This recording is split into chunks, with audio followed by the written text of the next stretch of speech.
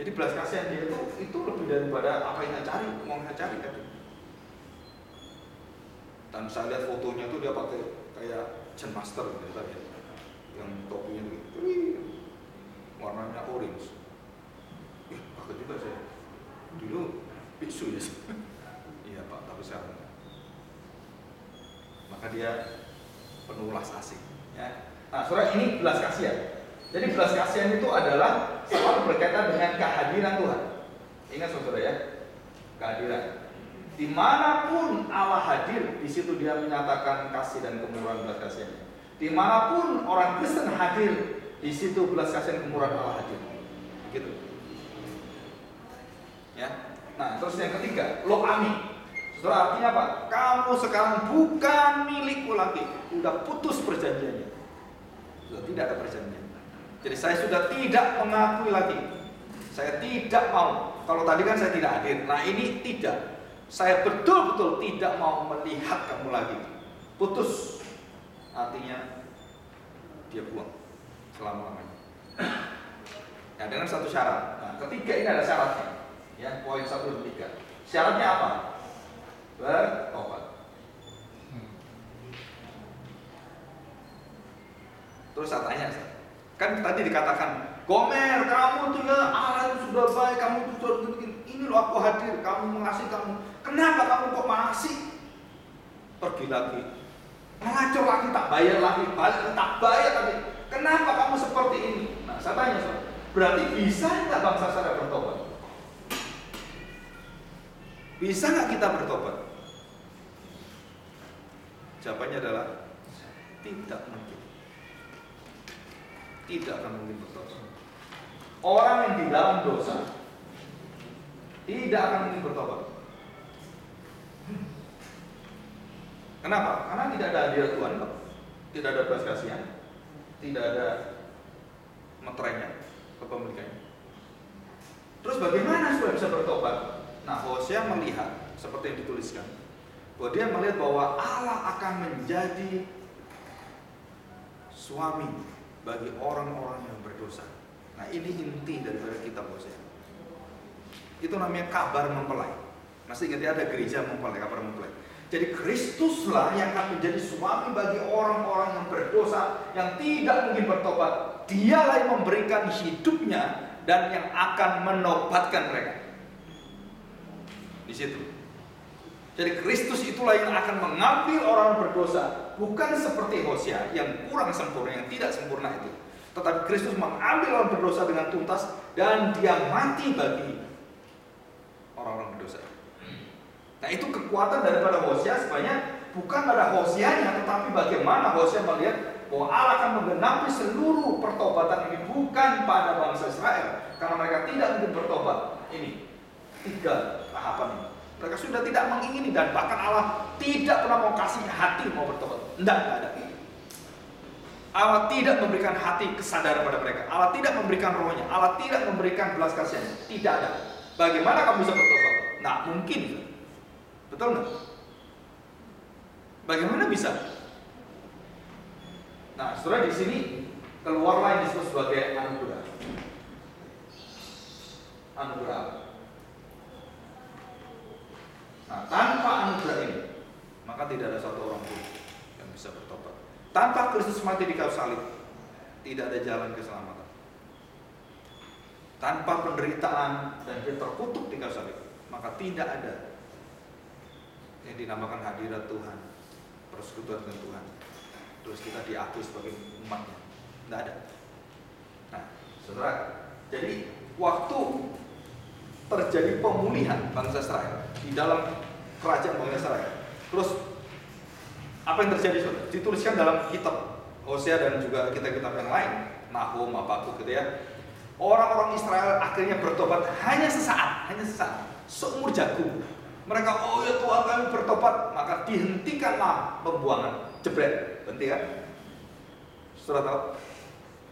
Tidak lebih dari umur jagung mereka hilang itu. Dan para nabi kecil sudah mati. Dan Tuhan memprediksi bahwa mereka tidak akan bertobat. Kenapa? Karena mereka tidak mau dengar menulikan diri mereka, telinga mereka, membutakan mata mereka, menutup pikiran mereka, yang seperti Tuhan Yesus katakan di dalam perumpamaan. Mereka akan melihat tapi tidak pernah mengerti. Mereka akan mendengar tidak pernah memahami. Jadi Yesus yang mengatakan kalimat itu persis mengatakan pada bangsa saat itu, kamu tidak pernah akan bisa mengakui lagi aku, bahkan kamu akan membunuh aku. Itu dosa Tuhan buang selama-lamanya Israel secara fisik. Nah itu terakhir. Jadi masa pembuangan yang ada ini itu digenapi dengan Yesus datang. Pembuangan sejati atau itu cuma gambaran manusia kan, cuma 7 tahun. Tapi Yesus selamanya. Orang Israel tidak percaya pada Yesus, selamanya dibuang Tuhan. Tidak ada ampun. Jadi semua orang mengatakan Israel zaman dulu di Alkitab akan berdiri lagi. Itu melawan firman Tuhan, melawan prinsip ini. Karena tidak mungkin mereka bisa mendirikan lagi dan menantikan Mesias yang baru datang. Nggak ada Mesias, Yesus adalah Mesias. Nah orang Israel mendirikan kerajaan dan juga rencana ini, Masjid Al-Aqsa itu mau dibangun lagi oleh mereka sebagai bait Allah yang baru supaya Yesus datang di bait Allah itu katanya. Saudara, itu melawan firman Tuhan semua. Dan herannya orang-orang Kristen Amerika atau CUFE, ya kan, CUFE itu mengatakan Christian United for Israel yang dipimpin John Hagee, itu melawan firman Tuhan. Karena dia melihat bahwa penggenapan semua ini adalah Israel saja jasmani akan bertobat. Saudara, tidak ada. Kenapa? Karena sudah digenapi. Mereka tidak percaya Tuhan Yesus, tidak bisa. Mereka harus percaya Tuhan Yesus. Mereka bukan Israel secara daging lagi. Dia harus menjadi Israel yang disunat bukan secara fisik, tapi dalam roh. Itu semua ada dalam perjanjian baru. Saudara nggak bisa mengganti prinsip ini. Maka jika kita masih percaya ada Israel yang jasmani atau itu nanti bait Allah dibangun, saudara, itu salah semua. Itu melawan firman Tuhan. Dan banyak orang Kristen di sini terpengaruh luar biasa itu, sampai berdoa. Saudara nggak tahu, kita ini sudah Israel rohani, bukan fisik lagi, bukan dari keturunan lagi, sudah disetop oleh Tuhan Yesus. Bait Allah dikatakan Tuhan Yesus, aku akan ambrukkan, aku runtuhkan semua, tidak ada sisanya. Aku bangun bait Allah yang baru. Siapa? Tubuhku. Siapa tubuhnya? Gereja Tuhan. Segala bangsa, bukan satu bangsa. Jadi tidak ada bangsa yang disendirikan oleh Tuhan lagi. Enggak, segala bangsa. Nah, soal itu prinsip, pergilah jadikanlah segala bangsa menjadi muridku. Jadi kalau saudara mengatakan Israel saja bangsa yang dipilih Tuhan, saudara melawan perintah Tuhan Yesus. Betul nggak? Jadikanlah segala bangsa menjadi muridku. Nggak bisa, kenapa? Israel aja yang bangsa. Nggak bisa saksi Yehova aja. Kenapa? 144.000 orang itu saksi Yehova aja. Yang lain nggak bisa. Itu ajaran sesat. Kenapa sesat? Karena tidak ikut apa yang disampaikan Tuhan Yesus. Nah, Hosea ini melihat penggenapan seluruh apa yang dia alami ini adalah bahwa dia melihat ke depan bangsa ini tetap tidak bertobat. Bisa ngerti maksudnya? Jadi bangsa Israel ini sementara waktu bertobat dan keluarga Hosea dipulihkan. Tuhan janjikan dipulihkan semua. Ya. Selesai masa itu selesai, bangsa Israel kembali pada dosanya dan lebih buruk lagi sampai pada pemerintahan Romawi yang pada zaman Tuhan Yesus. Dan disitulah Tuhan Yesus menggenapi seluruh janjinya. Jadi bukan Hosea, siapa? Yehosua. Sama.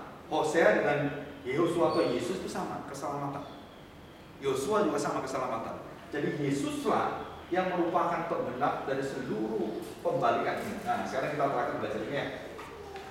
Nah, kita belajar. Kita balik sekarang. Ya. Tadi kan Hisria, kemudian Lo Ruhama, dan terakhir Lo Ami. Nah, saudara perhatikan, di dalam perjanjian covenantal theologia atau covenantal theology, saudara, dimulai dari mana? Lordship. Contoh, ya. Baik di dalam khotbah Tuhan Yesus, pengajarannya semua, saudara, rangkum semua. Itu cuma di dalam satu cerita anak terhilang. Kalau mau gampangnya, saya tanya anak terhilang, ya, anak terhilang. Dia ingat siapa yang paling indah di rumahnya. Siapa? Anak terhilang prodigal son. Siapa yang paling dia ingat? Yang menjadi tuan di rumah itu? Bapaknya. The Lordship. Dan yang kedua, apanya bapaknya yang indah? Hah? Nanti baca di Alkitab. Saudara, saya tidak mencocok-cocokkan, enggak. Ini semua ilmu Alkitab. Dan saya belajar itu saya kagum sekali. Kenapa? Semua berkaitan luar biasa. Waktu bapaknya melihat anaknya penuh belas kasihan. Itulah inti kerajaan. Orang berdosa datang, Tuhan tidak tolak. Dan langsung dikatakan, aku tetap papamu. Dan dia belas kasih, dia lari menyambut anaknya. Betul? Dan kemudian saya ingin tanya, setelah itu apa yang terjadi? Terjadi persekutuan, pemulihan, penerimaan, dan mengubahkan semua. Kamu berdosa? Enggak. Dikasih semua cincin, materai, semua dikasih jubah, semua. Kamu anak. Anak itu layak nggak terima itu? Enggak, Pak. Aku cuma ingin jadi pembantumu sebenarnya. Tujuan dia kan datang itu. Nah, itu hatinya orang Kristen. Justru waktu kita punya hati adalah kita nih hambanya Tuhan. Tapi Tuhan berikan perlengkapan semua, kita bisa melakukan berdoa luar biasa, dipakai Tuhan bisa bikin mujizat. Saudara yang Bapak, kamu cuma hambanya. Ya. Kamu bukan bapaknya. Nah, kita merasa kita ini hebat kayak bapaknya. Jadi dari lordship dulu, terus kemudian masuk dalam, keluarlah hati dari lordship adalah belas kasihan yang paling indah, dan terjadilah persekutuan yang tidak terpisahkan, terceraikan, dan terputuskan, terhentikan. Luar biasa ya. Nah, saudara, saya tanya, Hosea tidak mengalami pembalikan ini karena Kristus belum datang. Kalau Yesus datang, dia buka ini semua. That is the mystery, the secret of the kingdom of God. Nah, ini yang saya katakan, inilah rahasia kerajaan. Yang gereja ini dari awal saya meminta betul-betul belajar tentang kuasa Injil kerajaan Allah. Siapa dia? Yesus yang memiliki the lordship, belas kasihan, dan satu persekutuan dengan kita yang tidak terlepas sampai selama-lamanya. Waduh, haleluya. Nah, peduli kamu dosamu bersundal hebat pun, kalau kamu datang padaku, saudara, Tuhan pulihkan. Ya, itu kekuatan kasih Tuhan. Pak, kok bisa dia diampuni, kok saya nggak mau dia diampuni, Pak? Terlalu jahat. Boleh nggak kita ngomong gitu? Ayo saya tanya. Pak, nggak boleh, Pak, itu orang terlalu jahat, nggak boleh jadi orang Kristen, Pak. Nggak cocok jadi orang Kristen. Terus ada orang datang ke saya, saudara, saya punya beberapa rekan gitu ya. Ada yang wajahnya itu serem, ikut. Dia ngomong gini, terus dia datang, salaman, kan semua kita takut kan wajahnya, bukan gitu. Dia ngomong, saya orang Kristen. Wajahnya dengan pengakuannya beda. Wajahnya itu menakutkan orang. Tahu tuh ngomong orang Kristen, kita harus mengakui bahwa dia saudara kita. Tapi dari wajahnya, gitu. Tapi kalau yang ganteng, yang cantik, wah ini cocok bisa jadi orang Kristen. Tapi hatinya ke ular. Pilih mana? Nggak pilih mana-mana gitu. Nah, saudara, inilah jadi perjalanan Hosea adalah yang terakhir, saudara. Hosea menantikan penggenapan janji Mesias. Ya, the lordship, merciful, kemudian united, ya, bersekutu dengan the mystical union with God. Ya, luar biasa ya. Oke, sampai di sini, saudara. Nanti kita ketemu lagi di acara seminar Oktober, ya, the Spirit Reformation of Spirit of Christ. Dan kita belajar dari Bapak Andrew Briggs, dan dia juga punya visi yang mirip dengan kita, dan kita berdoa supaya acara ini untuk berkat Tuhan. Nah, saudara, saya mau bahas ini sedikit ya, sebagai tambahannya. Nah, saudara, ini tolong dibaca, nanti dipelajari. Ya, bukunya itu ada yang tebel ya. Nah, saya cuma minta didoakan aja, nggak tahu kapan saya ingin mengajar to apply, jadi to apply dan to practice ya. Bagaimana kita mengajar, mengabarkan Injil dengan memakai cara Roh Tuhan memakai kita, bukan metode. Kita ini metodenya Roh Kudus. Bukan kita ngapalin ayat, bukan itu. Nah, saudara-saudara akan membaca ini dan saudara akan mempraktekkan semua dengan pandangan-pandangan yang benar dulu tentang melihat manusia. Jadi saudara jangan melihat manusia lebih daripada yang dilihat Alkitab. Saudara akan gagal mengabarkan Injil, kecewa luar biasa. Termasuk waktu saya dalam misi gitu ya. Jangan pernah mengharapkan hasilnya sesuai dengan pikiran kita. Kita hanya diminta oleh Tuhan untuk menabur, bukan mengubah hati manusia. Itu. Jadi acara apapun kita mau ngadain KKR, mau ngadain apa, saudara jangan pernah saudara berpikir nanti gereja kita akan penuh luar biasa, orang percaya datang, kenapa? Karena hasil KKR. Itu tidak benar. Saudara kalau belajar prinsip firman Tuhan, KKR tidak bisa menobatkan orang. Yang menobatkan orangnya apa? Ya, saudara harus tahu. Prinsip itu tidak boleh diubah-ubah. Silakan mau KKR nggak apa-apa, kita nggak pernah melarang. Tetapi jika prinsip kita kemudian mengatakan, oh kalau nggak KKR gereja nggak bisa penuh, nggak KKR gereja nggak bisa bertumbuh, nah itu nggak bisa. Gereja bertumbuh bukan karena seperti itu, karena orang-orang yang berhati Kristus yang memberitakan. Ya, saya beri contoh. Ini SMS. Setiap kali saya naik taksi, saudara, saya pasti memberitakan ini. Setiap kali naik taksi, saya tanya dulu namanya siapa, ya gitulah biasa gitu ya.